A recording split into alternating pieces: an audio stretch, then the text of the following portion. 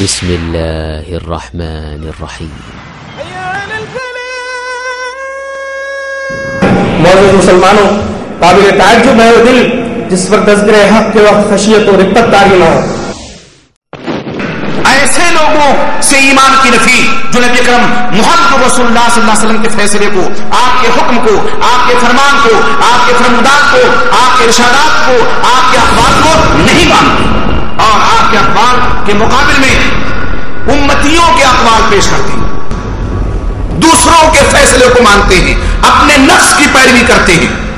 ایمان کی نفی ہے، مومن ہی نہیں۔ اسی لیے اتباع رسول ضروری ہے، کہیں ایمان نہ سلب ہو جائے، اس لیے اتباع رسول ضروری ہے، کہیں اعمال ناکارہ ہو جائیں، اس لیے اتباع رسول ضروری ہے کہ کہیں ہماری جتنی عبادتیں اور جتنی ریاضتیں اور جتنے چلے ہیں یہ کہیں دریا برد نہ ہو جائے۔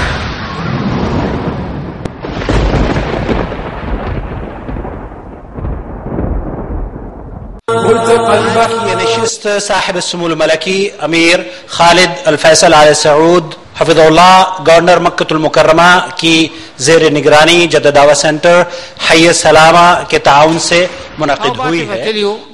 That at the end of the day you will go home with all your sins forgiven. سلام علیک سأستغفر لك ربی انہو کان بی حفیا۔ اللہ نے ہمیں کامل دین دیا، اس کامل دین کے علاوہ کوئی اور دین اللہ کے ہاں قابل قبول نہیں۔ اس اجرا کے لیے آخر وہ کہاں ہے وہ علم، کہاں ہے وہ تفقہ فی الدین، کہاں ہے وہ علم شریعت جس کے ذریعے ہم اس اسلام کو سمجھے جو نبی کریم صلی اللہ تعالی علیہ وسلم لے کر کے آئے تھے۔ مجھے کیا پتا کہ یا علی مدد اور یا اللہ مدد میں کیا فرق ہے، نہیں جانتا تھا میں۔ اور جب میں نے تقلید کے پردے کو توڑا اور زنگار اتار دیا تو مجھے رسول کا معنی بھی اس وقت سمجھ ہے کہ رسول اللہ صلی اللہ علیہ وسلم نے فرمایا کہ جب انسان کو قبر میں دفن کر دیا جاتا ہے تو قبر اس کو ایک مرتبہ ضرور دباتی ہے۔ قبروں کے اندر کرامات دکھاتے ہیں، کسی کو اولاد دیتے ہیں، کسی کو رزق دیتے ہیں، کسی کی مشکل ٹالتے ہیں، کسی کے غم دور کرتے ہیں، کسی کو شفا دے توحید کو اپنا لو، اللہ کے پاس کامیاب ہو جاؤ گے۔ اور دوسرا تملک العرب والعجب، اسے ایک بات بھی نہیں کر پا رہی اور یہ کیفیت دے کر کے آپ سب بڑے خوش ہوئے اور کہا انہا ابنۃ ابی بکر، یہ ابو بکر کی بیٹی ہے۔ کیا تم جانتے ہو جو عرض کرنے کا مقصد ہے ہمارے ساتھ ہے ابو بکر، جس طرح اللہ میرے ساتھ ہے اسی طرح اللہ تیرے ساتھ ہے، جس طرح اس وقت اللہ کی مدد میرے ساتھ ہے اسی طرح اللہ کی مدد تیرے ساتھ ہے، جس طرح اس وقت اللہ تعالیٰ مجھ کو بچائے گا تجھ کو بھی بچائے گا۔ تمام پیڑوں کو جلا کے اپنے ہاتھوں سے، تمام پیڑوں کو جلا کے اپنے ہاتھوں سے عجیب شخص ہے سایہ تلاش کرتا ہے۔ ٹیلی ویژن کا مکمل نقشہ اور صحیح بخاری و مسلم سنن اربع سمیت 28 صحابہ کرام سے روایات مروی ہیں اور 30-35 حدیث کی کتابوں میں اپنے گھروں میں فتنہ اور فساد ٹی وی کے ذریعے دیکھ رہے ہیں، استخارہ کا نام لے کر شرک و بدعات گھروں میں داخل کی جا رہی ہیں، استخارہ کا نام لے کر کہانت کو فروغ دیا جا رہا ہے۔ ایک تسبیح استخارہ چلتا ہے آج کل، تسبیح استخارہ لمبی سی مالا پکڑ لو، ایک دانے پہ ہاں ایک پہ نہ، ایک پہ ہاں ایک پہ نہ، ایک پہ ہاں ایک پہ نہ، آخری دانے پہ ہاں ہو گیا تو کام ٹھیک ہے، نہ ہو گیا تو ایک چینل ہے جس پر بی بی استخارے کرنے کے لیے بیٹھے، کہتے اپنی اپنی بوتلوں کا ڈھکن کھول لو، وہ ڈھکن کھول لیتے، یہ دم کر کے سپیکر میں پھونکا مارتے، اب ڈھکن کھلے ہوئے ہر بوتل کے اندر ان کی پھونک پہنچ گئی۔ معاملہ زمانہ ترقی کر رہا ہے تو وہ پیر پھونکے شاہ سے اب باقاعدہ چینل کے اوپر پھونکے چلتے ہیں، جیسے مردود اور بدباطن جیسی شخصیتوں کو بھی دیکھ رہے ہیں، تسلیمہ نسرین اور فاطمہ نسرین، اور اسی طرح کچھ دنوں پہلے ڈنمارک کی جو ہے صحافت اور اس کی تحریروں اور اس کے بنائے ہوئے رذیل حرکتوں کو بھی آپ نے اپنے نگاہوں سے مشاہدہ کیا اور آپ نے دیکھا کہ کس طرح علیہ الشمس یوم الجمعہ فیہ خلق آدم وفیہ ادخل الجنہ وفیہ اخرج۔ اس مرتبہ 14 سے زیادہ علماء کرام نے اس کیمپ میں شرکت فرمائی ہے۔ تاریخی کام ہو رہا ہے پروگرام سے اللہ تبارک تعالیٰ نے جو ہے ہم ہندوستانی اور بنگلہ دیشی پاکستانی بھائیوں کے عقیدے درست ہوتے ہیں اور ان کو اللہ تعالیٰ بہت لوگوں کو ہدایت دیا ہے، تو ہم چاہتے ہیں کہ ہر سال اسی طرح اللہ تعالیٰ یہ پروگرام کرواتا ہے. یہاں سے آپ کیا سیکھ رہے ہیں ہمیں ذرا بتائیے. یہاں سے یہ سبق ملتا ہے کہ ہم کو اپنے رب کی اطاعت کرنی چاہیے اور اللہ کے رسول صلی اللہ علیہ وسلم جن باتوں کو پھیلایا ہے دین کے متعلق ہم کو اسی پر عمل کرنا ہے. آپ کی کوششوں کی قدر کرتا ہوں اور میں دعا کرتا ہوں کہ حکومت سعودیہ اور گورنر امیر مکہ اور جدہ دعویٰ سینٹر والوں کو اللہ تعالیٰ اور توفیق عطا فرمائے اور اس کا اجر عطا فرمائے اور ان کی کوششوں کو کامیاب فرمائے اور ہمیشہ قائم و دائم رکھے. سلفی چینل کے لیے قرآن و سنت پر مبنی پیغامات پہنچانے کے لیے ایسا چینل ہونا چاہیے اور چاہیے کہ جن کو اللہ نے توحید کی دولت بخشی ہے سنت کی سمجھ دی ہے ایسے لوگوں کو چاہیے کہ وہ اپنے مال کی قربانی دے وقت کی قربانی دے اپنی صلاحیتوں کو. یہاں آنے والا ہر شخص جو ہے عقائد اور توحید پہ علم سیکھ کے. احمد صاحب آپ کا کہاں سے تعلق ہے؟ میرا ہندوستان یو پی سے تعلق ہے. دہلی کے قریب چیزیں دیکھنے کو اور سننے کو ابھی ملی ہیں جو کبھی ہم محسوس نہیں کر سکتے تھے اور ابھی ہم کو پتہ چلا ہے کہ کافی بدعت اور شرک ایسے پھیل رہا ہے آدمی کے جس میں اور جو محسوس ہی نہیں ہو رہا آدمی کو. آپ کا نام؟ محمد صابر. محمد صابر صاحب کہاں سے تعلق ہے؟ مکہ سے. مکہ مکرمہ سے تشریف لائے ہیں.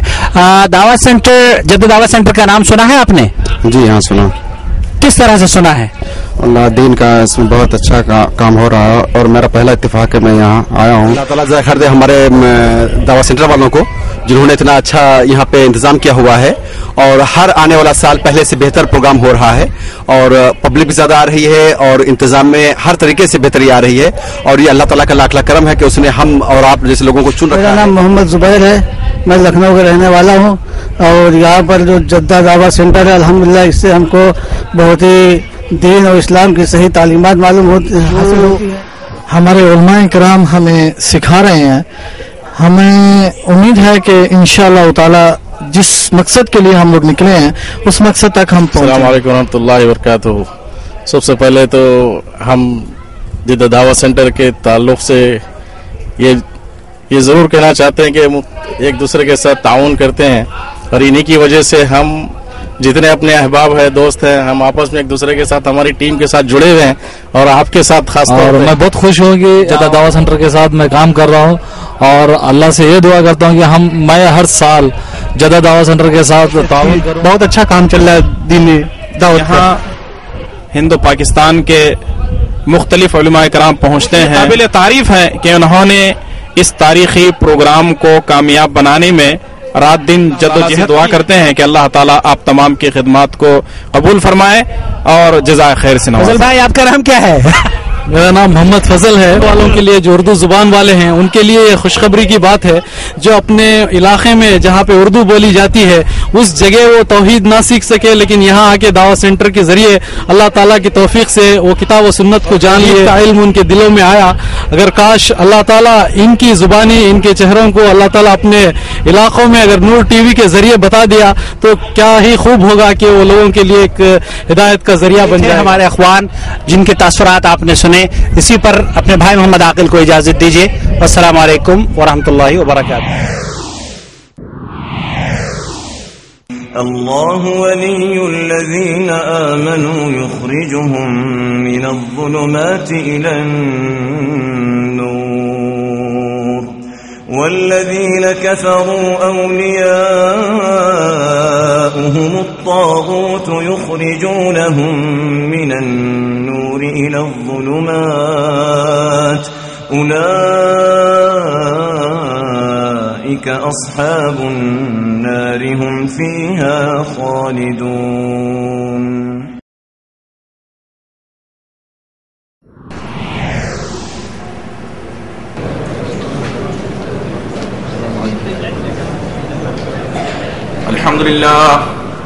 الحمد لله نحمده ونستعينه ونستغفره ونؤمن به ونتوكل عليه ونعوذ بالله من شرور أنفسنا ومن سيئات أعمالنا من يهده الله فلا مضل له ومن يضلل فلا هادي له وأشهد أن لا إله إلا الله وحده لا شريك له وأشهد أن محمدا عبده ورسوله. أما بعد فإن خير الحديث كتاب الله وخير الهدي هدي محمد صلى الله عليه وسلم وشر الأمور محدثاتها وكل محدثة بدعة وكل بدعة ضلالة وكل ضلالة في النار. أعوذ بالله السميع العليم من الشيطان الرجيم. بسم الله الرحمن الرحيم. يا أيها الذين آمنوا أطيعوا الله وأطيعوا الرسول ولا تبطلوا أعمالكم. وقال عز من قائل أعوذ بالله من الشيطان الرجيم فلا وربك لا يؤمنون حتى يحكموك فيما شجر بينهم ثم لا يجدوا في أنفسهم حرجا مما قضيت ويسلموا تسليما. وقال النبي صلى الله عليه وسلم كل أمتي يدخلون الجنة إلا من أبى. قيل من يأبى يا رسول الله؟ قال من أطاعني دخل الجنة ومن عصاني فقد أبى. وكما قال النبي صلی اللہ علیہ وسلم. اللہ رب العزت کی تعریف و توصیف اور سر رسولہ نبی آخر الزمان محمد رسول اللہ صلی اللہ علیہ وسلم پر بے شمار درود و سلام کے بعد معلوم ہو کہ اللہ رب العزت کا بہت بڑا فضل و احسان ہے، اس کا کرم ہے، اس کی نوازش ہے کہ اس نے ہمیں ایمان جیسی دولت سے نوازا ہے. اور یہ ایک ایسی دولت ہے کہ جس دولت کے سامنے دنیا جہان کی ساری دولتیں ہیچ ہیں. بڑے خوش نصیب ہیں وہ لوگ جن کو دولت ایمان ملی ہوئی ہے، اور بہت ہی زیادہ نصیبہ ور ہیں وہ لوگ جو کتاب و سنت پر کاربند ہیں. اس حیثیت سے کہ ہم مومن ہیں، مسلمان ہیں، کلمہ لا الہ الا اللہ محمد رسول اللہ کے پڑھنے والے ہیں، ہمارے اوپر یہ فرض عائد ہوتا ہے کہ ہم جس کلمے کو پڑھتے ہیں، جس اللہ اور اس کے رسول کی اطاعت کا اور فرما برداری کا دم بھرتے ہیں، پہلے ہم اس کلمے کے مفہوم کو سمجھیں. یقین جانیے ایک مومن، ایک مسلمان اگر صرف کلمہ سمجھ لے، جو کلمہ وہ پڑھ کے مسلمان ہوتا ہے، اگر اس کا مفہوم اور معنی سمجھ لے تو اس کی ایمانی زندگی سنور جائے گی. وہ زیغ و زلال کا، وہ ضلالت و گمراہی کا شکار نہیں ہو سکتا، وہ پگڈنڈیوں کا راہی نہیں ہو سکتا، وہ صراط مستقیم پر گامزن رہے گا. وہ صراط مستقیم کہ جس کی رہنمائی کتاب و سنت میں موجود ہے. آج ہم دیکھتے ہیں کہ ہمارے معاشرے میں، ہماری سوسائٹی اور ہمارے سماج میں کتنے ایسے لوگ ہیں جو اپنے آپ کو مومن اور مسلمان کہتے ہیں، اور اس پر انہیں فخر بھی ہے، غرہ بھی ہے، اور ساتھ ہی ساتھ اپنے آپ کو ہی حق پر ڈٹے رہنے کے دعوے دار بھی ہیں. لیکن اگر بنظر ظاہر ان کے عقید و عمل کا جائزہ لیا جائے تو محسوس آپ کریں گے، یقین آپ کو آ جائے گا کہ کتنے ایسے مسلمان ہیں، ایمان کا دعویٰ ہے، اللہ کے نبی محمد رسول اللہ صلی اللہ علیہ وسلم کی اتباع اور اطاعت کا دعویٰ ہے، لیکن وہ جذبہ اطاعت رسول کا، وہ جذبہ اتباع سنت کا، وہ جذبہ توحید و سنت پہ کاربند رہنے کا جو ایک مومن کا طور امتیاز ہوتا ہے، جو ایک مومن کا امتیازی وصف ہوتا ہے، جو ایک مومن کی امتیازی شان ہوتی ہے، شمع برابر بھی اس کا حصہ ان کے دل میں موجود نہیں ہے. آج ضرورت اس بات کی ہے کہ ہم کتاب و سنت کی تعلیمات کو سمجھیں. اللہ کے نبی محمد رسول اللہ صلی اللہ علیہ وسلم جو دین لے کر کے آئے تھے، جو شریعت لے کر کے آئے تھے، آج بھی وہ شریعت اپنی اسی اصلی شکل میں موجود ہے اور قیامت تک وہ شریعت موجود رہے گی. اللہ کے نبی محمد رسول اللہ صلی اللہ علیہ وسلم پہ یہ آیت کریمہ نازل ہوئی، آپ کے قلب اطہر پہ آخری آیت اللہ رب العزت ارشاد فرماتے ہیں الیوم اکملت لکم دینکم واتممت علیکم نعمتی ورضیت لکم الاسلام دینا. آج کے دن میں نے تمہارے اوپر تمہارے دین کو مکمل کر دیا ہے. الیوم اکملت لکم دینکم واتممت علیکم نعمتی، اور میں نے تمہارے اوپر اپنی نعمت بھی مکمل کر دی ہے. ورضیت لکم الاسلام دینا، اور دین اسلام سے میں تمہارے لیے راضی ہو گیا. اس آیت کریمہ میں اللہ تعالیٰ نے دین کی تکمیل کے بارے میں ارشاد فرمایا. دین مکمل ہو چکا ہے، نہ اس میں اب کمی ہو سکتی ہے اور نہ زیادتی ہو سکتی ہے. اور اللہ تعالیٰ نے جو نعمت ہمیں دین اسلام کی شکل میں عنایت کی ہے اس کا ذکر فرمایا اس آیت میں. اس نعمت کا تقاضا یہ ہے کہ ہم صحیح معنوں میں دین اسلام پر کاربند رہیں.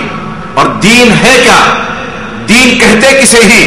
ظاہر سی بات ہے ایک مومن، ایک مسلمان جو خالی الذہن ہو، خالی الدماغ ہو، جس کے دل و دماغ میں وسوسہ نہ ہو، جس کے دل و دماغ میں کسی قسم کا زیغ و ضلال نہ ہو، وہ یہ ضرور سوچے گا اور اس کا دل یہ جواب دے گا کہ دین وہی ہے جو اللہ رب العزت نے نبی اکرم محمد رسول اللہ صلی اللہ علیہ وسلم کے قلب اطہر پہ نازل فرمایا تھا. وہی دین اس وقت بھی تھا، آج بھی وہی دین ہے اور قیامت تک وہی دین رہے گا. اور جس دین پر کاربند ہو کر کے صحابہ کرام رضی اللہ تعالی علیہم اجمعین کو اللہ رب العزت کی بارگاہ سے رضی اللہ عنہم ورضوا عنہ کا سرٹیفکیٹ ملا تھا.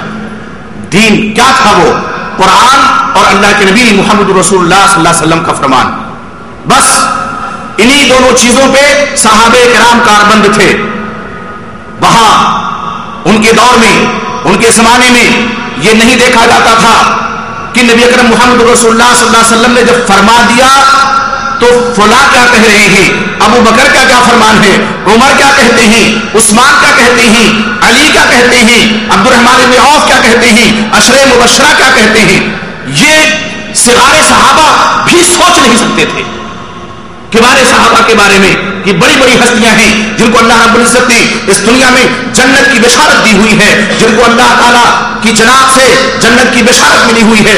ان کے بارے میں بھی ادنا صحابی یہ تصور نہیں کر سکتے تھے کہ جب اللہ کے نبی محمد رسول اللہ صلی اللہ علیہ وسلم کا فرمان آ گیا تو چلے ابو بکر سے پوچھیں، چلے عمر فاروق سے پوچھیں، چلے عثمان غنی سے پوچھیں، چلے علی مرتضیٰ سے پوچھیں رضی اللہ عنہم. سوچ بھی نہیں سکتے تھے. وہی اصلی دین پر کاربند تھے. اور جب تک ہم ان کی روش پہ گامزن نہیں رہیں گے ہم اصلی دین پہ کاربند ہونے کے دعوے دار نہیں ہو سکتے. آج ہم محبت رسول کا دعویٰ کرتے ہیں.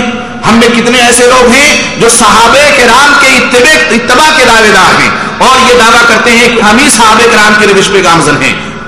اور ان لوگوں کو جو صحیح معنوں میں، جو حقیقی معنوں میں کتاب و سنت کے داعی ہیں، کتاب و سنت کے مناد ہیں، کتاب و سنت پہ عامل ہیں، ان کو صحابہ کا دشمن کہا جاتا ہے. وہ سوچیں کہ صحابہ کرام کی روش کیا تھی، ان کا طریقہ کیا تھا. جب ان کے درمیان کوئی اختلاف ہوتا تھا تو وہ کیا کرتے تھے؟ قرآن مجید کی آیت پر عمل کرتے تھے. فَإِن تَنَازَعْتُمْ فِي شَيْءٍ فَرُدُّوهُ إِلَى اللَّهِ وَالرَّسُولِ. کسی چیز میں اگر اختلاف ہو جائے تمہارے درمیان تو اللہ کی جانب لوٹاؤ، رسول اللہ کی جانب لوٹاؤ. دیکھو قرآن میں کیا ہے، دیکھو مصطفیٰ صلی اللہ علیہ وسلم کے فرمان میں کیا ہے. وہی طریقہ ہمارا ہونا چاہیے. اللہ رب العزت نے قرآن مجید کی متعدد آیات میں اللہ کے نبی محمد رسول اللہ صلی اللہ علیہ وسلم کی اطاعت کا حکم دیا ہے. اور جو آپ کی اطاعت نہیں کرتا اس سے بعض آیات میں ایمان کی نفی فرمائی ہے اور بعض آیات میں ایسے لوگوں کے اعمال کو باطل قرار دیا ہے اللہ تعالیٰ نے جو اللہ کے نبی محمد رسول اللہ صلی اللہ علیہ وسلم کا اتباع نہیں کرتے، جو آپ کی پیروی نہیں کرتے، جو آپ کی اطاعت نہیں کرتے. اللہ رب العزت نے ارشاد فرمایا یا ایھا الذین آمنوا اطیعوا اللہ واطیعوا الرسول ولا تبطلوا اعمالکم. ایمان والو اللہ کی اطاعت کرو اور رسول اللہ صلی اللہ علیہ وسلم کی اطاعت کرو اور ان کی نافرمانی کر کے اپنے اعمال کو باطل نہ کرو، رائگاں اور برباد نہ کرو. وہ اگر ہم نے اللہ کی اطاعت نہ کی، رسول اللہ صلی اللہ علیہ وسلم کی اطاعت نہ کی، کتنا ہم نے کمر کیوں نہ کر لیں، کتنی نمازیں کیوں نہ پڑھ لیں، کتنے روزے کیوں نہ کریں، کتنی زکات کیوں نہ دے لیں، کتنے حج کیوں نہ کر لیں اور بھی دیگر اعمال کیوں نہ کریں، لیکن یہ سارے اعمال رائگاں، اکارت اور ضائع ہو جائیں گے اگر ان اعمال میں اللہ کے نبی محمد رسول اللہ صلی اللہ علیہ وسلم کی اطاعت موجود نہیں ہے. آپ سے بڑا نہ کوئی عابد ہوا ہے، نہ کوئی عالم ہوا ہے، نہ کوئی زاہد ہوا ہے. لیکن آج زہد و تقویٰ کا لبادہ اوڑھ کے کتنے ایسے لوگ ہیں جو نبی اکرم محمد رسول اللہ صلی اللہ علیہ وسلم سے آگے بڑھنے کی کوشش کرتے ہیں. آج ہم یہ موضوع منتخب کرتے ہیں اتباع رسول ہی کیوں، کہ اللہ کے نبی صلی اللہ علیہ وسلم ہی کی اتباع کیوں کی جائے. اگر آپ جائزہ لیں تو آپ دیکھیں گے کتنے ایسے لوگ ہیں جو نبی اکرم محمد رسول اللہ صلی اللہ علیہ وسلم کو بھی بھلا چکے ہیں. ان سے آگے بڑھنے کی کوشش اعمال میں، ان سے آگے بڑھنے کی کوشش، یہ کیا ہے؟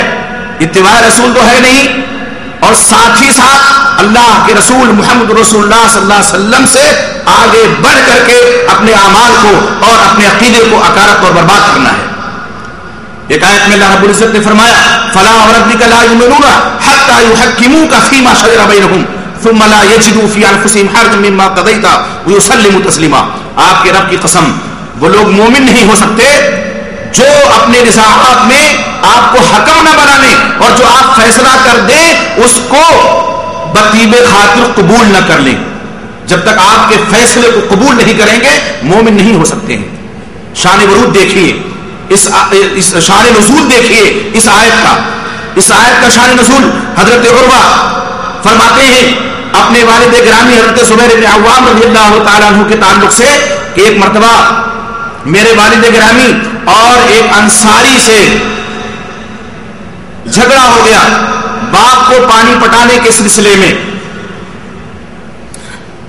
نالی سے پانی آ رہا ہے, پہلے ابا کا کھیت اور ان کا باغ پڑتا تھا, اس کے بعد انصاری کا. اس بات کو لے کر کے پانی پہلے کون اپنے باغ میں ڈالے, کون سیراب کرے, پہلے لڑائی ہوئی. اللہ کے نبی محمد رسول اللہ صلی اللہ علیہ وسلم کے پاس دونوں گئے, آپ کو حکم مانا, تب گئے. آپ صلی اللہ علیہ وسلم نے فرمایا اسقیا زبیر ثم ارسل الماء الى جارک, زبیر اپنے باغ کو تم سیراب کر لو, پہلے تمہارا باغ پڑتا ہے, اس کے بعد پانی کو روکو نہیں, پانی کو چھوڑ دو, تمہارے پڑوسی کے باغ اور اس کے کھیت تک پانی پہنچ جائے. اللہ کے نبی محمد رسول اللہ صلی اللہ علیہ وسلم کا فیصلہ انتہائی منصفانہ تھا, انتہائی عادلانہ تھا, لیکن انصاری کی پیشانی شکن آلود ہو گئی اور چھوٹتے اس نے کہا کہ ان کان ابن عمتک, یا آپ کے پھوپھی زاد ہیں اسی لیے آپ فیصلہ ایسا کر رہے ہیں کہ پہلے تم پٹا لو پانی, پہلے تم پلا لو پانی باغ کو, اس کے بعد اپنے پڑوسی کو دو. آپ صلی اللہ علیہ وسلم کا چہرہ انور غصے سے سرخ ہو گیا اور آپ نے فرمایا کہ ابھی تک تو میں نے مروت کا فیصلہ کیا تھا, اب سنو فیصلہ جو ہے وہ یہ ہونا چاہیے کہ زبیر تم اپنے کھیت کو اپنے باغ کو سیراب کرو اور مڈیروں تک پانی آ جائے خوب اچھی طرح سے, اس کے بعد پانی اس کو جائے. اس پر یہ آیت نازل ہوئی فلا وربک لا یؤمنون, ایمان کی نفی ہے, ایسے لوگوں سے ایمان کی نفی جو نبی اکرم محمد رسول اللہ صلی اللہ علیہ وسلم کے فیصلے کو, آپ کے حکم کو, آپ کے فرمان کو, آپ کے فرمودات کو, آپ کے ارشادات کو, آپ کے اقوال کو نہیں مانتے اور آپ کے اقوال کے مقابل میں امتیوں کے اقوال پیش کرتے ہیں, دوسروں کے فیصلے کو مانتے ہیں, اپنے نفس کی پیروی کرتے ہیں. ایمان کی نفی ہے, مومن ہی نہیں. اسی لیے اتباع رسول ضروری ہے, کہیں ایمان نہ سلب ہو جائے اس لیے اتباع رسول ضروری ہے, کہیں اعمال ناکارک ہو جائیں اس لیے اتباع رسول ضروری ہے کہ کہیں ہماری جتنی عبادتیں اور جتنی ریاضتیں اور جتنے چلے ہیں یہ کہیں دریا برد نہ ہو جائے. اطاعت رسول اس لیے ضروری ہے. اللہ کے نبی محمد رسول اللہ صلی اللہ علیہ وسلم کے صحابہ کرام کو آپ دیکھیں کہ کس طرح سے نبی اکرم محمد رسول اللہ صلی اللہ علیہ وسلم کا اتباع کرتے تھے, کس طرح آپ کی پیروی کرتے تھے, اور کلمہ جو انہوں نے پڑھا ہوا تھا اس کے مفہوم کو وہ کس طرح سمجھتے تھے. کہہ دیا لا الہ الا اللہ, اللہ کے علاوہ کوئی معبود برحق نہیں, تو آپ اللہ کی عبادت میں کسی کو شریک نہیں کریں گے. اور کہہ دیا اشہد ان محمد عبدہ ورسولہ, گواہی دیتے ہیں کہ محمد صلی اللہ علیہ وسلم اللہ کے بندے و رسول ہیں, تو اب آپ کی اطاعت میں بھی کسی کو شریک نہیں کریں گے. جس طرح اللہ کی عبادت میں کسی کو شریک نہیں ہم کرتے, اسی طرح اللہ کے رسول صلی اللہ علیہ وسلم کی اطاعت میں بھی ہم کسی کو شریک نہیں کرتے. عبادت ہوگی, اطاعت ہوگی تو صرف اللہ کی, اطاعت ہوگی تو صرف رسول اللہ صلی اللہ علیہ وسلم کی. آپ صلی اللہ علیہ وسلم کی وفات ہو جاتی ہے. حضرت ابو بکر صدیق رضی اللہ تعالیٰ عنہ جلیل القدر صحابی, پہلے خلیفہ, اور فضائل ان کے بے شمار آپ جانتے ہیں.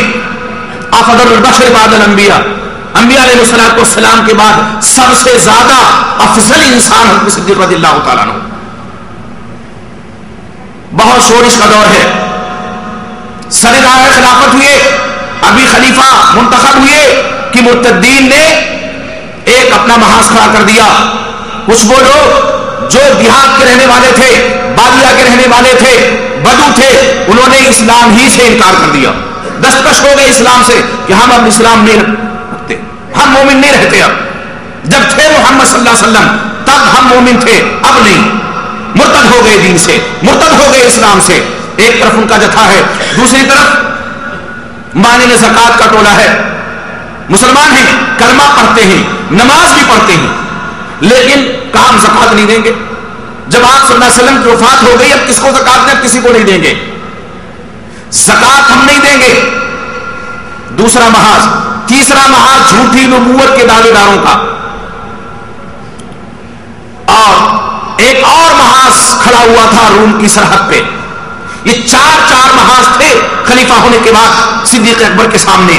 لیکن آپ دیکھیں دانش مندی، اتباع کتاب و سنت کا جذبہ اور اس خلیفہ رسول رضی اللہ تعالی عنہ کا جذبہ اتباع سنت کہ آپ صلی اللہ علیہ وسلم نے آپ اپنے آخری وقت میں حضرت اسامہ ابن زید حب رسول اللہ صلی اللہ علیہ وسلم، حضرت اسامہ رضی اللہ تعالیٰ عنہ رسول اکرم صلی اللہ علیہ وسلم کے محبوب، ان کا لقب ہی تھا حب رسول اللہ. ان کو امیر بنایا، روم کی سرحد کی جانب بھیجنے کے لیے. ابھی مقام الجرف پہنچے تھے، لشکر لے کر کے اپنا آپ کی وفات کی خبر آ گئی. آج کتنے ایسے لوگ ہیں جو آپ کی وفات ہی کو نہیں مانتے. کہتے ہیں آپ وفات نہیں کی ہے، آپ نے پردہ کر گئے ہیں. اور بزرگوں کی وفات نہیں ہوتی ہے، پردہ کر جاتے ہیں، دھوکہ دیتے ہیں. یہ بازیگر کھلا. پردہ کیا ہے؟ برزخ عربی زبان کا لفظ ہے. برزخ کے معنی ہی پردہ کے ہوتے ہیں. جو برزخی دنیا میں پہنچ گیا اس کی روح قفس انصری سے پرواز کر گئی، وہ پردہ کر گیا. مومن ہو، کافر ہو، نبی ہو، غیر نبی ہو، جو مر گیا وہ پردہ کر گیا. لیکن کس طرح سے ملمہ سازی کی جاتی ہے کہ مرے نہیں ہیں، پردہ کر گئے ہیں. آپ صلی اللہ علیہ وسلم کی وفات ہو گئی، لشکر واپس آ گیا. پہلا کام کیا صدیق اکبر رضی اللہ تعالیٰ عنہ نے کہ حکم دے دیا روم کی سرحد کی جانب اسامہ اپنا لشکر لے کر کے جاؤ. حضرت عمر رضی اللہ تعالیٰ عنہ آئے، دوسرے صحابہ بھی آئے، معارض ہوئے. آپ کیا کر رہے ہیں؟ مدینہ خالی ہو جائے گا، مدینے کی حفاظت کون کرے گا؟ مرتدین کا ٹولہ کھڑا ہوا ہے، مانع زکات کا جتھا کھڑا ہوا ہے، اور جھوٹی نبوت کے دعوے دار اور ان کے ماننے والے ایک طرف منہ پھیلائے کھڑے ہوئے مدینہ کو ہلاک کرنے کے لیے.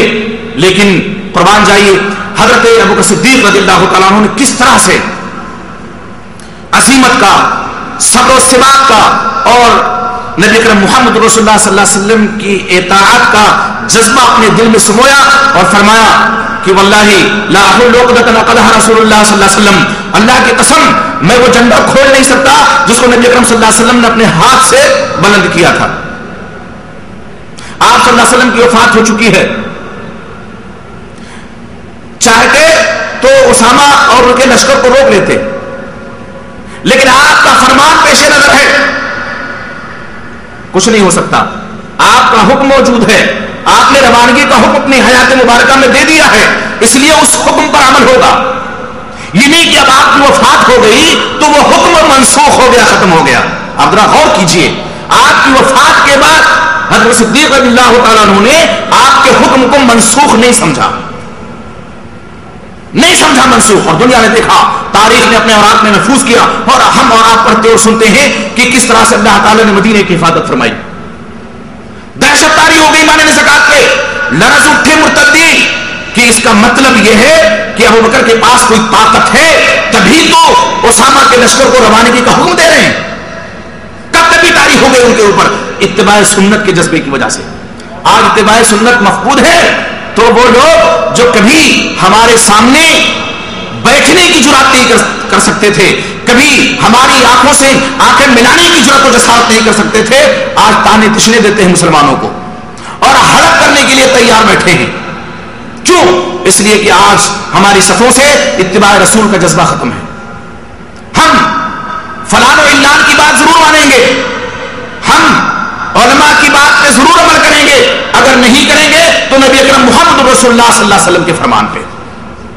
آپ کہاں ہیں؟ آپ دیکھیے ایسی ایسی کتابیں مانس وجود میں لائی گئی ہیں، آج نہیں صدیوں پہلے ایسی ایسی تالیفات، اور جن میں ایسے ایسے بھیانک جملے موجود ہیں. ایک صاحب نے بڑی جرات و جسارت کا مظاہرہ کرتے ہوئے لکھا، عبید اللہ کرخی نے اصول کرخی پڑھیے کہ کل آیت اور حدیث یخالف علی ما علیہ اصحابنا فهو معول و منسوخ.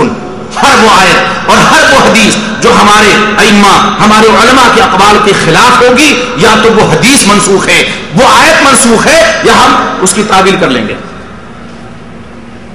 لیکن قول ائمہ کو قول امام کو، قول اقوال علماء کو نہیں چھوڑیں گے. یہ اتباع رسول ہے. ایمان کو آغاز تو کہاں ہے؟ ایمان عقیدہ کہاں ہے؟ اللہ کے نبی محمد رسول اللہ صلی اللہ علیہ وسلم کی محبت کا جذبہ کہاں ہے؟ اللہ تو فرماتے ہیں قل ان کنتم تحبون اللہ فاتبعونی یحببکم اللہ.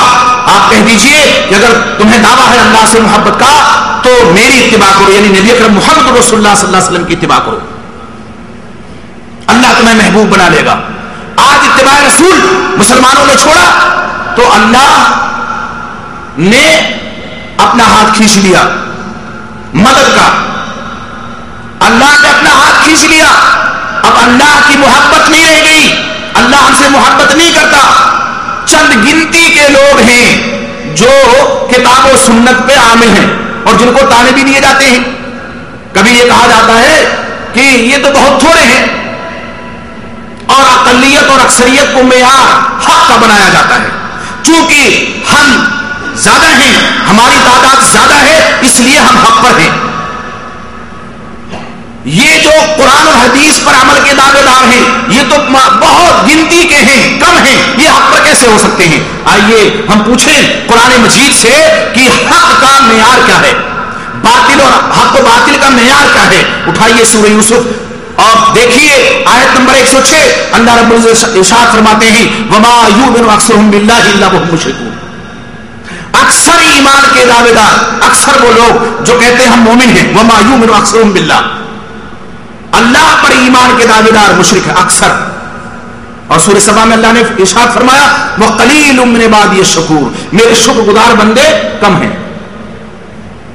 میرے شکر گزار بندے کم ہیں. قرآن کہتا ہے کہ اللہ کے شکر گزار بندے، اللہ کے فرما بردار بندے، اللہ کے مطیع بندے کم رہیں گے، ہمیشہ کم ہوں گے. آپ انبیاء کی تاریخ اٹھا کر کے دیکھیے کتنے نبی جو اس دنیا سے چلے گئے گنتی کے متبعین تھے، 10 انگلیوں پہ ان کی گنتی نہیں آ سکتی تھی. کتنے ایسے چلے گئے کہ انہوں نے دعوت کی، پوری زندگی تبلیغ کی، پوری زندگی توحید کی دعوت دیتے رہے، ایک بھی ماننے والا نہیں ہوا. تو کیا وہ حق پر نہیں تھے؟ کیا گنتی کے جو لوگ تھے ان کے ماننے والے وہ حق پر نہیں تھے؟ آدم ثانی جن کو کہا جاتا ہے، حضرت نوح علیہ الصلوۃ والسلام کتنے تھے؟ ان کے ماننے والے جو کشتی میں آ گئے. پوری دنیا مخالف ہے، زمانہ مخالف ہے، ان کا بیٹا مخالف ہے. تو کیا وہ سب حق پر تھے جو مخالف تھے؟ ظاہر سی بات ہے حق و باطل کا معیار اقلیت و اکثریت نہیں ہے. حق و باطل کا معیار کتاب و سنت ہے. ہمیں دیکھنا ہوگا کس کا عمل کتاب و سنت کے مطابق ہے، کس کا عقیدہ کتاب و سنت کے مطابق ہے. اگر عقیدہ ہمارا کتاب و سنت کے مطابق ہے تو چاہے ہم کم ہی کیوں نہ ہو ہم حق پر ہیں. ایک حدیث پیش کی جاتی ہے اتبعوا الصراط العظم.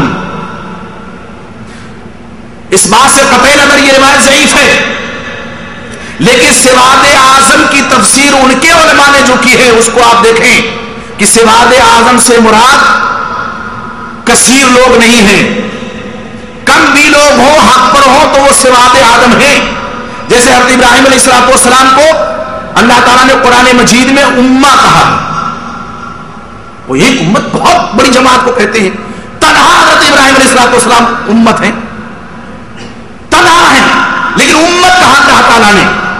آپ دیکھیے کہ یہاں جو ایک ضعیف روایت پیش کر کے اللہ تو فرماتے ہیں کہ اللہ کی اطاعت کرو، رسول اللہ کی اطاعت کرو. اور ہمیں سبق یہ پڑھایا جاتا ہے کہ نہیں، اللہ اور اس کے رسول کی اطاعت تو پوری زندگی کرتے ہی کرتے ہیں، کبھی ان کی بھی مان لیا کرو، اور اب تو کبھی بھی چھوڑ دیا گیا، اب انہی کی مانا کرو، اس لیے کہ یہی قرآن و حدیث کے سمجھنے والے ہیں.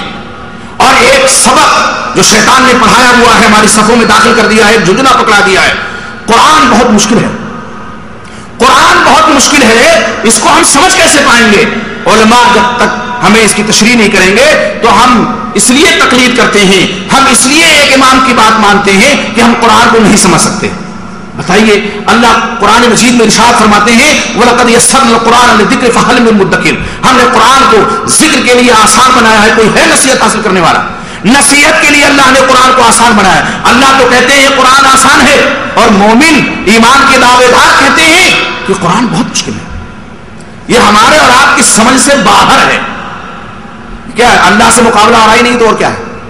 اللہ کہے قرآن آسان اور مومن ایمان کے دعوے دار اور مسلمان کیا کہیں قرآن بہت مشکل، تو یہ اللہ سے محاربہ ہے کہ نہیں ہے؟ یہ اللہ سے مقابلہ ہے کہ نہیں ہے؟ ظاہر سی بات ہے اللہ سے مقابلہ ہے، اللہ سے محاربہ ہے۔ اللہ فرمایا آسان اور لوگ کہیں مشکل، ایمان کہاں ہے؟ کہاں ہے اتباع رسول؟ کہاں ہے اتباع سنت؟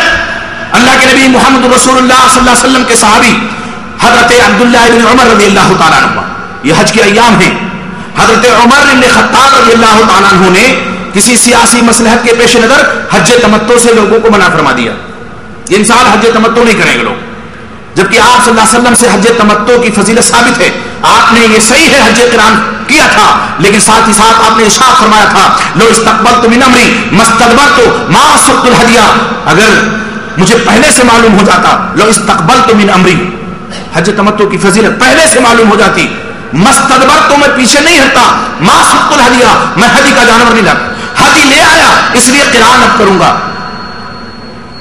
حج تمتع سے کسی بھی مصلحت کے پیش نظر منع کر دیا۔ انہی کے بیٹے حضرت عبداللہ بن عمر رضی اللہ تعالیٰ عنہ مقام ذوالحلیفہ پہ پہنچے، جس کو آج بیارے کہتے ہیں، مدینے والوں کی میقات، انہوں نے کہا اللہم لبیک بالحج تمتع، اللہ حج تمتع کی نیت کرتا ہوں میں۔ لوگوں نے کہا آپ کے ابا منع کرتے ہیں اور آپ حج تمتع کی نیت کرتے ہیں۔ بہت تاریخ ساز جملہ کہا تھا حضرت عبداللہ بن عمر رضی اللہ تعالیٰ عنہما نے، متبع رسول مشہور ہیں کہ میرے باپ کا فرمان قابل اتباع ہے، امر ابی اتبعو ام امر النبی صلی اللہ علیہ وسلم، یا نبی اکرم محمد رسول اللہ صلی اللہ علیہ وسلم کا فرمان قابل اتباع ہے۔ کوئی امام، کوئی عالم، کوئی ظاہر، کوئی عابد کتنا بڑا کیوں نہ ہو جائے، کیا حضرت عمر فاروق رضی اللہ تعالیٰ عنہ کے درجے کو پہنچ پائے گا؟ ان کا بیٹا ان کی مخالفت کر رہا ہے۔ قرآن میرے باپ پہ نازل ہوا تھا، یہ نبی اکرم محمد رسول اللہ صلی اللہ علیہ وسلم کے قلب اطہار پہ، اللہ کے نبی محمد رسول اللہ صلی اللہ علیہ وسلم نے حج تمتع کی فضیلت بیان فرمائی ہے، اس لیے حج تمتع کروں گا۔ انہی کا واقعہ ہے، ایک مرتبہ انہوں نے حدیث بیان کی، صحیح بخاری کی روایت ہے، لا تمنعوا اماء اللہ مساجد اللہ، اللہ کی بندیوں کو اللہ کی مسجدوں میں آنے سے نہ روکو۔ آج تو باقاعدہ پابندی لگائی جاتی ہے کہ فتنہ کا دور ہے، وہ عالم بذات الصدور اللہ جو شریعت کو نازل کرنے والا ہے، کیا اللہ نہیں جانتا کہ فتنے کا دور آنے والا ہے؟ اللہ کے نبی محمد صلی اللہ علیہ وسلم فرماتے ہیں کہ لا تمنعوا اماء اللہ مساجد اللہ، اللہ کی مسجدوں کو سے اللہ کی بندیوں کو نہ روکو۔ ان کے بیٹے بلال ہیں، وہ کہتے ہیں واللہ لنمنعہن، اللہ کی قسم ہم ضرور روکیں گے، ہم ضرور روکیں گے۔ حضرت عبداللہ بن عمر حد تک ناراض ہوئے اور فرمایا کہ میں کہتا ہوں اللہ کے نبی صلی اللہ علیہ وسلم نے فرمایا وَتَقُولُ وَاللَّهِ لَمْنَعُهُنَّ، میں اللہ کی قسم میں ضرور روکوں گا، وَاللَّهِ لَنْ أُكَلِّمَكَ أَبَدًا، اللہ کی قسم میں تجھ سے کبھی بات نہیں کر سکتا۔ آپ ذرا احساس کیجئے، صحابی کا بیٹا ہے، ایک حدیث رسول کا معارضہ کیا، وہ کہتے ہیں میں تجھ سے کبھی بات نہیں کروں گا۔ اور آج یہاں اٹھتے بیٹھتے چلتے پھرتے عقید و عمل میں ہر طرح سے رسول کی مخالفت ہو رہی ہے، ہر عمل میں۔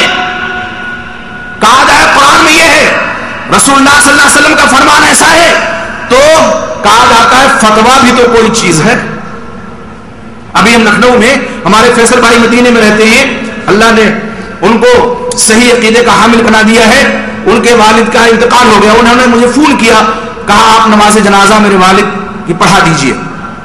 عیش باغ میں ان کی تدفین ہوئی، وہاں مسجد ہے، ہم گئے، ہم نے جہری نماز پڑھائی، جان بوجھ کر کے کہ بہت سے لوگوں کو مسئلہ نہیں معلوم ہوتا ہے، کیا سورہ فاتحہ نہیں پڑھتے ہیں، سورہ فاتحہ پڑھی، جہری نماز پڑھی، نماز ختم ہوئی، ایک صاحب آئے، انہوں نے کہا مولانا آپ سے کچھ بات کرنی ہے، ہم نے کہا ٹھیک ہے۔ انہوں نے تو بعد میں بات کی، تدفین کے بعد امام صاحب جو مسجد کے تھے، اب ان کے پیٹ میں امرو اٹھ رہی ہے، پریشان ہیں کہ کب اگلے کب اگلے۔ ان کا بھائی آپ نے بھی نماز پڑھائی، مولانا آپ نے کیسی نماز پڑھائی ہے؟ ایسی نماز تو ہم نے کبھی پڑھی نہیں، نہ دیکھی نہ سنی۔ ایک 75 سال کے بزرگ تھے، وہ بھی بول پڑے کہ ہاں ہم نے علی میاں ندوی رحمۃ اللہ علیہ کے پیچھے نماز پڑھی، عبدالعلی فاروقی کے پیچھے نماز پڑھی، اس طرح نماز کسی نے نہیں پڑھی ہے۔ میں مسکرایا, میں نے کہا اللہ کا شکر ادا کیجئے, آپ 70-75 سال کے ہیں, کم سے کم زندگی میں ایک مرتبہ سنت کے مطابق آپ کو نماز پڑھنے کا موقع مل گیا. ان کے یہ کیا کہہ رہے ہیں؟ میں نے صحیح بخاری کے حوالے سے بتایا کہ سورہ فاتحہ جنازے کی نماز میں ثابت ہے, ابو داؤد کے حوالے سے بتایا کہ جہری نماز پڑھنا ثابت ہے. تو امام صاحب کہتے ہیں فتوا بھی تو کوئی چیز ہے. اس پر یاد ہے مجھے, فتوا بھی تو کوئی چیز ہے. میں نے کہا افسوس ہے امام صاحب, فتووں کا آپ کیا کریں گے؟ فتوا تو یہ بھی ہے کہ اگر دیوبندی عالم کے پیچھے کوئی بریلوی نماز پڑھ لے تو نکاح ٹوٹ جاتا ہے. نکاح نہ ہوا, چاہے کا کلڑ ہو گیا, ذرا سی ٹھیس لگی اور ٹوٹ گیا. یہ اخبار میں جب خبر آئی, مراد آباد کے کسی گاؤں کا واقعہ ہے, تو ہم بیٹھے ہوئے تھے, ہمارے ساتھ کچھ احباب تھے, شباب تھے جو نئے لیڈیز ہوئے ہیں.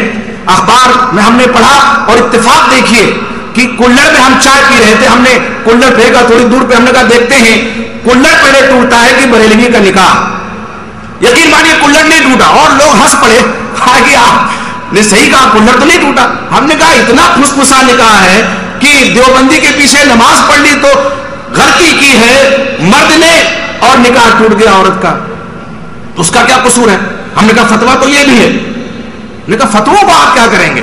تو آپ یہ دیکھیے کہ کتاب و سنت کی بات پیش کی جائے تو لوگ کیا کہتے ہیں فتوا بھی تو کوئی چیز ہے.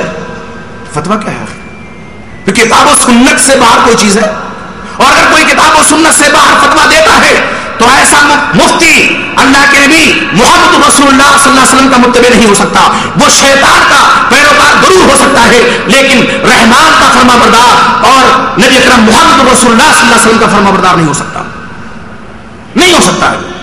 جو کہے فتوا بھی تو کوئی چیز ہے. اسی لیے کسی شاعر نے کہا ہے کہ کیسی امت ہے کہ فرمان نبی سن کے کہے میں تو حنفی ہوں, نہ مانوں گا میں فرمان رسول. وہی ہے عبید اللہ کرخی نے جو لکھ دیا کل آیت اور حدیث یخالف علی ما علیہ اصحابنا فهو مؤول و منسوخ.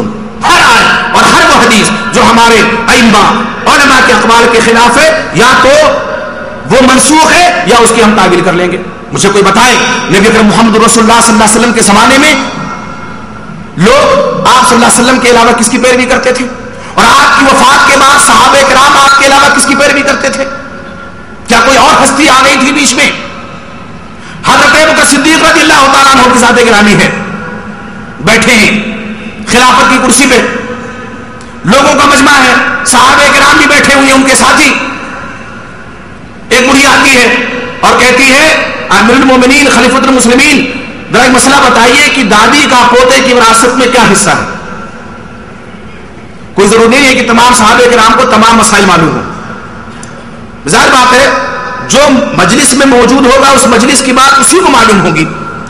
نہیں معلوم تھا تو حضرت ابوبکر صدیق رضی اللہ عنہ نے فرمایا کہ اما فی کتاب اللہ, جہاں تک اللہ کی کتاب کی بات ہے تو اس میں تو کوئی ایسی بات نہیں ہے, اور جہاں تک میں سمجھتا ہوں اللہ علیہ وسلم نے بھی کوئی تمہارا حق نہیں دیا ہے.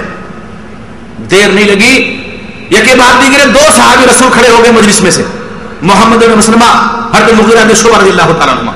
کہ اللہ کے رسول وسلم نے دادی کو پوتے کی وراثت میں حصہ دیا ہے. پہلے محمد بن مسلمہ کھڑے ہوئے, کہا کوئی اور ہے؟ مغیرہ بن شعبہ رضی اللہ تعالیٰ عنہ کھڑے ہو گئے, کہا میں گواہی دیتا ہوں. فوراً جس طرح سے صحابہ کو ٹوکتے دیر نہیں لگی تھی, ویسے ہی خلیفۃ المسلمین کو اپنا فیصلہ واپس لیتے دیر نہیں لگی. اب اندازہ تو لگائیے, آج ہم جیسے لوگ ہوتے تو پیشانیوں پہ بل پڑ جاتے, اتنے بڑے عالم کا معارضہ ہو رہا ہے. اور یہی چیز تو ہے, یہی چیز ہے جس میں آج لوگ پڑے ہوئے ہیں. اتنے بڑے عالم, کتنے بڑے عالم ہیں کہ اللہ کے رسول صلی اللہ علیہ وسلم سے بڑے ہو گئے.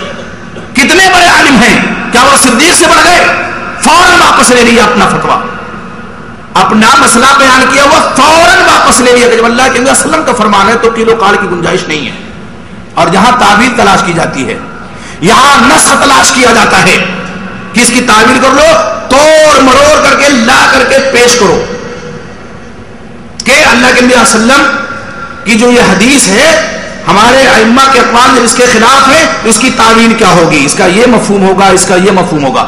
اور اب ایک بات اور پیش کی جاتی ہے, اگر کوئی ضعیف حدیث سے استدلال کرتا ہے اس سے کہہ دیا جائے کہ بھئی یہ حدیث تو ضعیف ہے, تو کیا جواب دیتے ہیں کہ یہ اب بعد میں ضعیف ہوئی ہے, ہمارے امام صاحب نے جب اس سے مسئلہ لیا تھا اس وقت صحیح تھی. آپ کو کیسے معلوم ہوا کہ اس وقت صحیح تھی؟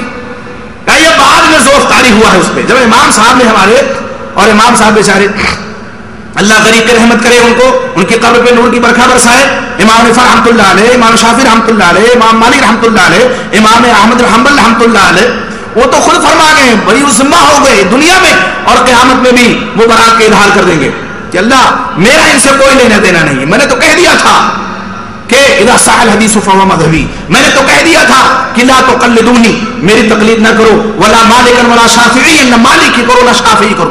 امام احمد بن حنبل رحمۃ اللہ نے فرمایا تھا. امام احمد بن حنبل رحمۃ اللہ علیہ کی ذات گرامی, ان کا جب نام آتا ہے تو دل و دماغ پہ ایک عجیب کیفیت طاری ہوتی ہے. اتباع کتاب و سنت کا جذبہ کس طرح اس اللہ کے بندے کے اندر, جن کی تعریف کردہ کتاب مسند احمد بن حنبل حدیث کی کتاب, امام اعظم جن کو کہا جاتا ہے, جبکہ امام اعظم اللہ کے نبی محمد رسول اللہ صلی اللہ علیہ وسلم کے, لیکن وہ منصب آپ سے چھین کر کے ایک امتی کو دے دیا گیا ہے. ان کو جو کہا جاتا ہے ان کی کوئی لکھی ہوئی کتاب آج پردے گیتی پہ موجود نہیں ہے, جبکہ امام احمد بن حنبل رحمۃ اللہ علیہ کی تعریف کردہ کتاب مسند امام احمد بن حنبل موجود ہے. کس طرح اتباع کتاب و سنت کا جذبہ ان کے اندر تھا. جب مامون رشید کے دور میں خلق قرآن کا فتنہ رونما ہوا اور عیسائیوں نے ایک شوشہ چھوڑا کہ بھئی تم بھی کہتے ہو کہ اللہ نے عیسیٰ علیہ السلام کو آسمان پہ اٹھا لیا ہے, آسمان پہ اٹھا لیا, اور یہ تمہارا عقیدہ ہے کہ وہ روح اللہ ہے, وَكَلِمَتُهُ أَلْقَاهَا إِلَىٰ مَرْيَمَ, قرآن کہتا ہے کلمہ ہے اللہ. تو تمہارا بھی عقیدہ ہے, تمہارا قرآن کہتا ہے کہ عیسیٰ علیہ السلام اللہ کا کلمہ ہے, تو اللہ مخلوق نہیں, اس کا کلمہ بھی مخلوق نہیں, تو ہمارے نبی عیسیٰ مخلوق کیسے ہوں گے؟ اس کا مطلب وہ بھی الوہیت میں حصے دار ہیں. اسی لیے وہ تثلیث کے قائل ہیں عیسائی نا, وہ کہتے ہیں عیسیٰ علیہ السلام کو کیا کہتے ہیں؟ ابن اللہ کہتے ہیں, اللہ کا بیٹا نعوذ باللہ. کہتے اب معتزلہ کو کوئی جواب نہیں سوجھا تو انہوں نے کیا کیا؟ تنازل کا راستہ اپنایا. انہوں نے اس عقیدے ہی سے برات کا اظہار کر دیا اور کہا نہیں, اللہ کا کلمہ مخلوق ہے اور قرآن اللہ کا کلام ہے, یہ بھی مخلوق ہے. مامون رشید بھی جھانسے میں آ گیا, اس کے بعد معتصم باللہ بھی آیا, اور بھی سلاطین آئے. 4 لوگ ڈٹے رہ گئے اپنے صحیح موقف پہ, جو کتاب و سنت کا موقف تھا کہ اللہ جس طرح مخلوق نہیں, اس کا کلام بھی مخلوق نہیں ہے. اس کا کلام اللہ کی صفت ہے. اللہ اپنی ذات میں مخلوق نہیں تو اپنی صفات میں بھی مخلوق نہیں ہے. وہ 4 لوگوں کو, جن میں حضرت امام احمد حنبل رحمۃ اللہ علیہ بھی تھے, جیل میں ڈالا گیا. ایک نے تنازل اختیار کر لیا, دستبردار ہو گئے.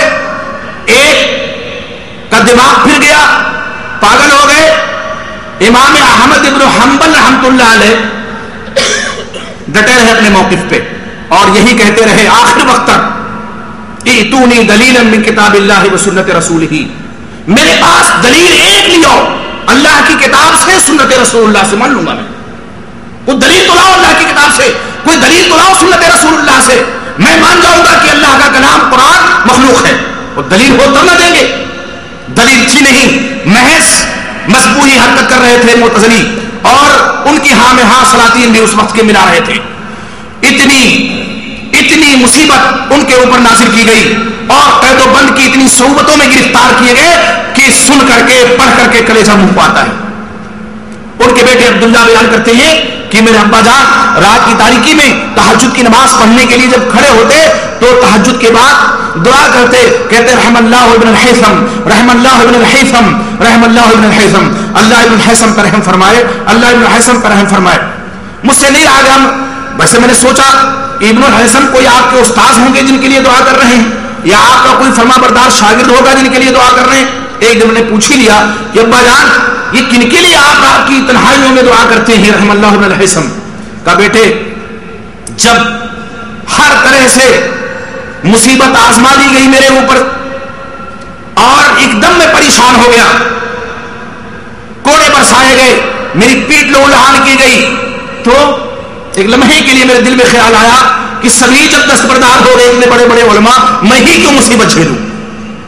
ایک خیال آیا، ابن الہیثم اس وقت کا بہت بڑا ڈاکو تھا، میرے ساتھ وہ جیل میں قید تھا، میرے پاس آیا، کہا احمد آپ کو یقین ہے کہ آپ کا موقف صحیح ہے؟ کہا بالکل میرا موقف صحیح ہے، کتاب و سنت کا موقف ہے. کہا مجھے دیکھیے میں وقت کا سب سے بڑا ڈاکو ہوں، ڈاکہ زنی کرتا ہوں، لوگوں کو لوٹتا ہوں، پکڑا جاتا ہوں، پیٹا جاتا ہوں، جیل میں ڈالا جاتا ہوں، اور جب چھوٹتا ہوں پھر ڈاکہ زنی کرتا ہوں، پھر پکڑا جاتا ہوں، پھر چھوٹتا ہوں، پھر ڈاکہ زنی کرتا ہوں. میں سمجھتا ہوں میرا راستہ غلط ہے، لیکن اپنے غلط راستے سے باز نہیں آتا اتنی مصیبتیں جھیلنے کے باوجود. اور آپ تو حق پر ہیں، ذرا دیکھیے گا کہیں پائے سے بات میں لفظش نہ آ جائے، کہیں آپ کے قدم ڈگمگا نہ جائیں. تو اس ڈاکو نے مجھے جو نصیحت کی تھی وہ میرے دل میں گھر کر گئی، اور پھر صبر و ثبات کا ایک عظیم دریا میرے دل میں رواں ہو گیا، اور میں اپنے موقف پہ مسیر ڈٹ گیا. تو اس کے اس ناصحانہ کلمے نے مجھے اپنے موقف پہ قائم و دائم رکھا، اس لیے آج میں اس کے لیے دعا کر رہا ہوں. امام مالک جن کو امام دار الہجرہ کہا جاتا ہے، امام مالک رحمۃ اللہ علیہ، ان کے زمانے میں جو گورنر تھا مدینے کا، اس نے ایک رویہ یہ اپنایا ہوا تھا کہ اگر کسی کی بیوی پسند آ جاتی تو اپنے حرم میں ڈالنے کی کوشش کرتا. بہت عیاش آدمی تھا. ابو جعفر خلیفہ کا بھی نام تھا، اور ابو جعفر یہ مدینے کا گورنر بھی تھا، اس کو بھی ابو جعفر کہتے تھے. بڑا عیاش طبیعت کا تھا. جو درباری علماء تھے ان سے اس نے مسئلہ معلوم کیا، فتویٰ جسے آپ استفتاء کہہ لیجئے، کہ بتائیے کیا کوئی شریعت میں گنجائش ہے؟ کہا ہاں شریعت میں گنجائش ہے، جس عورت پہ آپ کا دل آ جائے آپ اس کے شوہر سے زبردستی طلاق دلوا دیجئے، آپ اپنے حرم میں داخل کر لیجئے. وہ بھی سمجھتا تھا کہ جب تک مدینے کا امام دار الہجرہ فتویٰ نہیں دے گا ان ٹوٹ پجیے ملاؤں کی کوئی نہیں مانے گا، اور پوری خلقت خلاف ہو جائے گی ہمارے. اس نے کہا اپنے کارندے سے کہ مالک ابن انس سے فتویٰ لے کر کے آؤ. امام مالک رحمت اللہ علیہ ان کے پاس کارندہ پہنچا ابو جعفر کا، اور کہا حضرت ایسی ایسی بات ہے، ایک فتویٰ درکار ہے. اور آج تو فتووں کی دکان لوگ کھولے پڑے ہیں، اور باقاعدہ ٹی وی پہ آپ لوگوں نے دیکھا ہوگا پیسے دے کر کے لوگ فتویٰ حاصل کرتے ہیں، اور کہا جاتا ہے کہ اگر اتنا دے دو تو تمہارے موافق فتویٰ دے دیں گے. یہ کیا ہے؟ یہ قرآن کو بیچنا نہیں ہے تو کیا ہے؟ یہ حدیث کو بیچنا نہیں ہے تو کیا ہے؟ یہ شریعت کا سودا نہیں ہے تو آخر کیا ہے؟ اور یہ ایمان کا سودا نہیں ہے تو آخر کیا ہے؟ یہ ایمان بکتا ہے. فتویٰ جو بیچتا ہے وہ اپنا ایمان بیچتا ہے. فتویٰ جہاں فقہ کی کتابوں میں لکھا ہے کتاب اللہ کی پڑھائی پہ اجرت دینا حرام، قرآن مجید پڑھانے پہ اجرت دینا حرام، یہ فقہ کی کتابوں کا مسئلہ ہے. اور آج اجرت تو خیر لی جاتی ہے، علماء رکھے جاتے ہیں، سازا پڑھاتے ہیں، اس پر تو اجرت لی جاتی ہے، حالانکہ جائز ہے، لیکن فتویٰ ہے حرام ہے. اس فتوے پر بھی عمل نہیں ہے. اور کیا ہے؟ تم اتنا پیسہ دے دو تو تمہارے مطابق فتویٰ دے دیں گے. اس وقت امام مالک رحمت اللہ علیہ ان کے پاس کارندہ آتا ہے اور کہتا ہے حضرت ایسا فتویٰ چاہیے. انہوں نے کہا نہیں، طلاق مکرہ، زبردستی کی طلاق واقع نہیں ہوگی، زبردستی کی طلاق واقع نہیں ہوگی.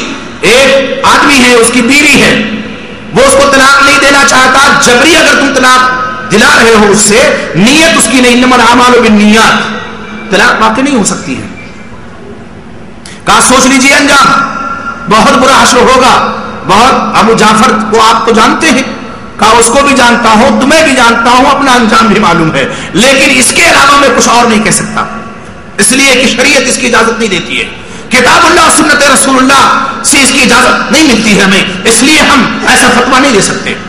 اور وہی ہوا جس کا خدشہ تھا اور جس کی دھمکی دی تھی اس کارندے نے. امام مالک رحمت اللہ علیہ کو گدھے پہ سوار کیا گیا، ان کی داڑھی صاف کی گئی، کالت ہوتی گئی، مدینے کی گلیوں میں امام دار الہجرہ رحمت اللہ علیہ کو گھمایا گیا. امام مالک رحمت اللہ علیہ کی عظمت دیکھیے. آج ہمیں ذرا سی مصیبت آتی ہے تو ہم پریشان ہو جاتے ہیں اور فوراً تنازل کا راستہ اپنا لیتے ہیں کہ چلو تھوڑا سا مصالحت کر لیتے ہیں. وہ دیکھیے مصالحت نہیں اپنائی، انہوں نے مداہنت نہیں اپنائی، اور کہا من یعرفنی فقد یعرفنی، جو مجھے جانتا ہے وہ تو جانتا ہی ہے، اور جو نہیں جانتا ہے وہ جان لے میں مالک ابن انس ہوں۔ چہرے پہ کالے پتی ہوئی ہے، چہرہ واضح نہیں ہے، لوگ نہیں سمجھ پاتے، تو کہا میں مالک ابن انس ہوں اور فتویٰ دیتا ہوں کہ زبردستی کی طلاق واقع نہیں ہو سکتی ہے، نہیں ہو سکتی زبردستی کی طلاق واقع۔ پیشانی، حاکم کی پیشانی شکن آلود ہو رہی ہے، ہونے دو، لیکن اللہ کے نبی محمد رسول اللہ صلی اللہ علیہ وسلم کے فرمان سے انحراف کی جرات نہیں کر سکتے۔ مصیبت آ رہی ہے، آنے دو، کوڑے برس رہے ہیں، برسنے دو، مسائل عالم کی چکی میں پیسا جا رہا ہوں، پسنے دو، لیکن میں یہ فتویٰ دیتا ہوں کہ زبردستی کی طلاق واقع نہیں ہوگی۔ آج تقلید اور تقلید کی رٹ لگانے والے ذرا سوچیں، یہ ائمہ ہدا تھے، جو علماء وقت تھے، جن کی خدمات سنہری حروف سے لکھے جانے کے قابل ہیں، آج ان کا نام لے کر کے بددینی پھیلائی جا رہی ہے، آج ان کے نام کا سہارا لے کر کے نبی اکرم محمد رسول اللہ صلی اللہ علیہ وسلم کی سنتوں پہ پھاوڑے اور تیشے چلائے جا رہے ہیں، آپ صلی اللہ علیہ وسلم کی سنتوں کو پائمال کیا جا رہا ہے کہ ہمارے امام نے ایسا نہیں فرمایا، ہمارے امام نے ایسا نہیں کہا، تو ہم کیسے؟ وہ شریعت کو زیادہ ہم سے سمجھنے والے تھے، وہ شریعت کو بے شک سمجھنے والے تھے، لیکن ساتھ ہی ساتھ وہ یہ بھی سمجھتے تھے کہ جو ہم کہہ رہے ہیں وہی آخری بات نہیں ہے۔ ہارون رشید نے انہیں امام مالک رحمۃ اللہ علیہ سے ایک مرتبہ اجازت طلب کی، امام صاحب آپ کی کتاب جو موطا امام مالک ہے، حدیث کی کتاب ہے، سب سے پہلی تالیف، حدیث صحیح بخاری سے پہلے اس کی تالیف ہوئی ہے، آپ اگر کہیں تو باب مدینہ پہ اس کو ہم آویزہ کروا دیں اور ایک عام منادی کرا دیں، عام اعلان کرا دیں کہ موطا امام مالک کے اندر جو حدیثیں ہیں انہیں پر عمل ہوگا۔ آج کا کوئی عالم ہوتا تو کہتا بھئی ہماری ڈگڈگی پٹ رہی ہے، پٹنے تو ٹھیک ہے، کر لو، لیکن وہ امام خدا تھے، امام مالک رحمۃ اللہ علیہ، خشیت الہی کا جذبہ ان کے رگ و ریشے میں پیوست تھا، انہوں نے کہا نہیں، بہت سی صحیح حدیثیں میں نے اس کتاب میں نہیں لکھی، بہت سی صحیح حدیثیں مجھ سے چھوٹ گئی ہیں، ایسا ہرگز نہ کرنا۔ وہ امام مالک رحمۃ اللہ علیہ ہیں، ایک آدمی آتا ہے، فتویٰ پوچھتا ہے، مسئلہ معلوم کرتا ہے، جواب دیتے ہیں، دوسرے سال آتا ہے، وہی مسئلہ معلوم کرتا ہے، اس کے الٹا جواب دیتے ہیں، ایک سال پہلے کچھ جواب دیا تھا، ایک سال بعد کچھ جواب دے رہے ہیں، حیران ہے، ششتر ہے اور پریشان ہے، اور کہتا ہے امام صاحب بات کیا ہے، اتنی شہرت ہے اور اتنی زیادہ آپ کی مقبولیت ہے اور ابھی ایک سال نہیں گزرا ہے آپ نے اپنے فتوے کے خلاف فتویٰ دے دیا۔ کل یؤخذ من قوله ويرد الا صاحب هذا القبر واشار على قبر النبي صلی اللہ علیہ وسلم، ہر شخص کی بات لی بھی جا سکتی ہے، اس کی بات کو رد بھی کیا جا سکتا ہے، لیکن نبی اکرم محمد رسول اللہ صلی اللہ علیہ وسلم کی بات کو رد نہیں کیا جا سکتا۔ پہلے تم نے معلوم کیا تھا میرے سامنے کوئی ایسا مسئلہ، ایسی حدیث نہیں تھی، اب حدیث رسول میرے سامنے ہے، میں اس کے مطابق فتویٰ دے رہا ہوں، پہلے اجتہاد سے فتویٰ دیا تھا، اب حدیث رسول آ گئی ہے، اس کے مطابق فتویٰ دے رہا ہوں، ہو سکتا ہے اگلا سال آئے اس سے کہیں زیادہ صحیح حدیث مجھے مل جائے، اس کے مطابق فتویٰ دے دوں تو اس سے رجوع کر لوں گا۔ رجوع کرتے رہے اپنے مسائل، بیان کردہ مسائل سے ائمہ، اور آج انہی کے نام لیوا، انہی کا نام لے کر کہتے ہیں، اور وہ بھی خامخواہ کی تقلید۔ عقیدے میں تو تقلید کو لوگ حرام کہتے ہیں، عقیدے میں کہتے ہیں تقلید حرام ہے، جو بنیاد ہے اس میں حرام ہے، جڑ میں حرام ہے اور شاخوں پہ پھدک رہے ہیں، اور جو نہیں تقلید کرتے ان کو گمراہ اور گمراہ گر کہا جا رہا ہے۔ آپ اندازہ لگائیے، آپ سوچئے کہ حق کہاں ہے، کتاب و سنت کے علاوہ بھی کہیں حق ہو سکتا ہے؟ اللہ کے نبی صلی اللہ علیہ وسلم کے دور میں، صحابہ کرام رضی اللہ تعالیٰ علیہم اجمعین کے دور میں ان دونوں کے علاوہ کوئی تیسری چیز موجود تھی؟ ظاہر سی بات ہے قطعاً نہیں تھی۔ کوئی بھی صحابی اگر فتویٰ دیتے تھے، کوئی مسئلہ بیان کرتے تھے اور دوسرے صحابی ان کے خلاف مسئلہ بیان کرتے اور اس کی مقابل میں دلیل لاتے تو فوراً وہ رجوع کر لیا کرتے تھے، یہی ان کا جذبہ تھا۔ وہی جذبہ آج بھی ہونا چاہیے، لیکن آج پوری امت کو شیطان نے ایک جھنجھنا پکڑا دیا ہے۔ کیا اتنے بڑے عالم، اتنے بڑے عالم، وہی قرآن کے سمجھنے والے ہم کہاں سمجھ پائیں گے؟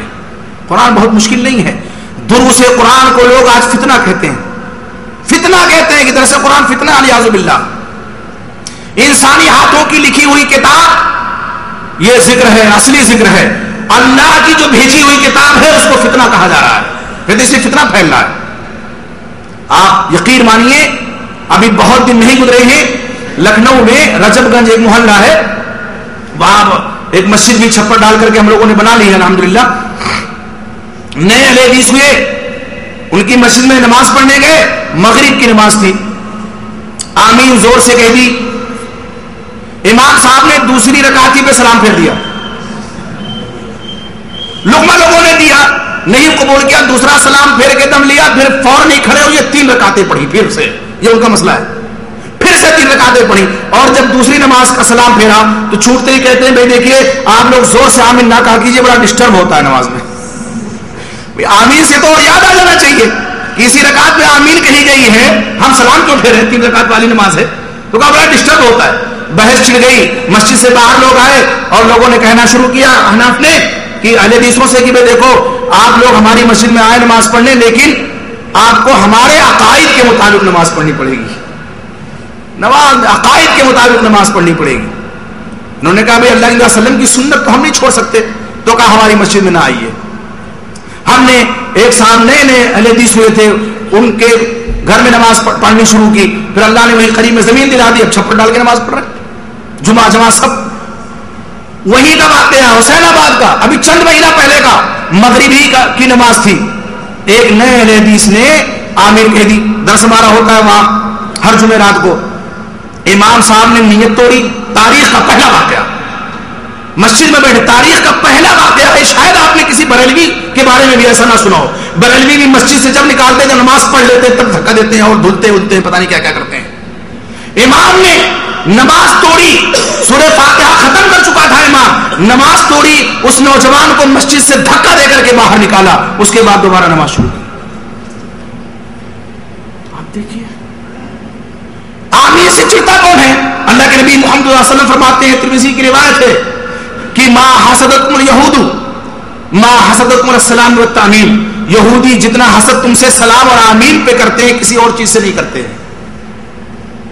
سلام زور سے ہم کہتے ہیں، ظاہر سی بات ہے اسی کے ساتھ آمین کا ذکر ہے، اس کو بھی زور سے کہیں گے. اس حدیث میں یہ بھی دلیل ہے اور ساتھ ہی ساتھ یہ بھی ہے کہ آمین سے چڑھنا کس کا کام ہے؟ یہودیوں کا. اور ساتھ ہی ساتھ یہ بھی دلیل ہے جب سنیں گے تبھی چڑھیں گے، اور ہم بلند آواز سے کہیں گے تبھی سنیں گے.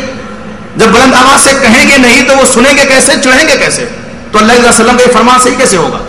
اور آپ کا فرمان صادق ہے، سچ صادق و مصدوق کا قول ہے کہ حسد کرتے ہیں آمین سے جتنا اور سلام سے جتنا، کسی اور چیز سے وہ حسد نہیں کرتے ہیں. اور آج وہی روش ہے امت کی، ایک عظیم گروہ کی آج وہی روش ہے، دھکے دے کر کے باہر نکالو. کیوں؟ اس لیے کہ آمین کہہ دیے، فرشتے روک دیں گے، آپ صلی اللہ علیہ وسلم کہیں گے یہ تو میری امت کے لوگ ہیں، ان کی پیشانیاں چمک رہی ہیں، ان کے اعضائے وضو چمک اور دمک رہے ہیں. آپ نے فرمایا حدیث میں یاتون غرا محجلین، پچ کلیانی گھوڑے کی طرح سے آئے گی میری امت، اور میں پہچانوں گا اعضائے وضو کی روشنی سے چمک دمک رہے ہوں گے اعضائے وضو. ایسا نہیں ہوگا کہ نماز نہیں پڑھتے ہوں گے، نماز بہت نمازیں پڑھتے ہیں لوگ، اور اسی لیے پیشانیاں چمک رہی ہوں گی، آپ پہچانیں گے روک کیوں رہے ہو؟ جو میری امت کے لوگ ہیں. آپ سے کہا جائے گا انک لا تدری ما احدث بعدک، آپ کو نہیں معلوم کہ آپ کے بعد انہوں نے کیا نت نئی بدعتیں ایجاد کی تھیں. اور جب آپ کو بتایا جائے گا، یہاں علم غیب کی بھی نفی ہو رہی ہے، آپ کو نہیں معلوم، تو آپ کہیں گے سحقا سحقا لمن بدل دینی او غیر بعدی، دوری ہو ایسے لوگوں کے لیے، ہٹا دو میرے سامنے سے ایسے لوگوں کو جنہوں نے میرے بعد میرے دین کو بدل دیا. اور یہ حقیقت ہے کہ جب ایک بدعت، جب ایک سنت چھوٹتی ہے تو اس کی جگہ پہ کئی بدعتیں آ جاتی ہیں. سنت چھوٹے گی تو بدعت ضرور آئے گی. تو یہ میں نے عرض کیا، ایک جھنجھنا پکڑا دیا، اتنے بڑے عالم کا فرمان ہے. اور دوسرا کیا ہے؟ اس میں حرج ہی کیا ہے؟ کیا کہتے ہیں؟ اس میں حرج ہی کیا ہے؟ یہ بھی ایک بجا رہے لوگ، اس میں حرج ہی کیا ہے؟ یہ ثواب ہی کا تو کام ہے. وہ ثواب کا کام کیسے ہو سکتا ہے جس کی دلیل کتاب و سنت میں موجود نہ ہو؟ نماز 5 وقت کی فرض ہے، پہلے 50 وقت کی تھی، سبھی اس کو مانتے ہیں، حنفی کیا، شافعی کیا، مالکی کیا، حنبلی کیا، اہل حدیث سبھی 50 وقت کی تھی پہلے، اللہ نے فرض کی تھی معراج میں، اور بعد میں اللہ نے 5 وقت کی نماز کر دی. اب اگر کوئی کہ ہم تو 50 وقت کی پڑھیں گے، کیا اس کی نماز صحیح ہوگی؟ نہیں ہوگی صحیح. اور کوئی کہے بھائی نماز ہی تو پڑھ رہے ہیں، کوئی گناہ کر رہے ہیں، ظاہر سی بات ہے کہے گا یہ کیا عرض ہے بھائی اس میں؟